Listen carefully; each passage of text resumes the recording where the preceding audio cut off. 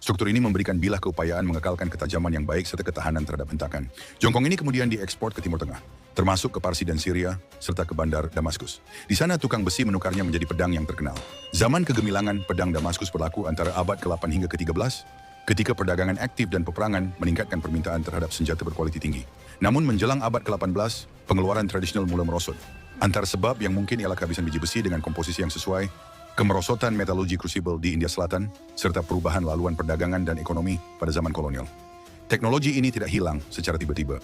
Ia perlahan-lahan lenyap bersama tradisi pertukangan dan akses kepada bahan mentah unik. Pada tahun 2006, sekumpulan penyelidik dari University Technical Dresden yang diketuai oleh Profesor Peter Paufler mengkaji sebilah pedang Damaskus dari abad ke-17 menggunakan mikroskop elektron. Apa yang mereka lihat ternyata jauh lebih kompleks daripada jangkaan sebelumnya. Di dalam logam itu, mereka menemui sistem teratur zarah karbida berskala nano, bukan struktur rawa. Struktur karbida ini membentuk jalur dan corak yang menyerupai pola air yang terkenal pada keluli Damaskus. Size struktur tersebut bukan lagi dalam milimeter atau mikrometer, tetapi dalam ratusan nanometer. Susunan karbida keras di dalam matriks, keluli yang lebih anjal, inilah yang memberikan gabungan sifat unik. Tepi bilah yang sangat keras dan tahan haus, serta keanjalan bilah ketika menerima beban. Kajian juga menunjukkan kehadiran struktur karbon berskala nano, walaupun sifat tepatnya masih dibincangkan dalam kalangan saintis. Bagaimana karbida mempengaruhi ketajaman? Sementit ialah zarah yang sangat keras, lebih keras daripada matriks keluli di sekelilingnya. Ketika diasah, asas keluli yang lebih lembut akan haus sedikit lebih cepat. Karbida keras mulai menonjol pada tahap mikroskopik. Akibatnya tepi bilah berfungsi seperti gergaji mikro.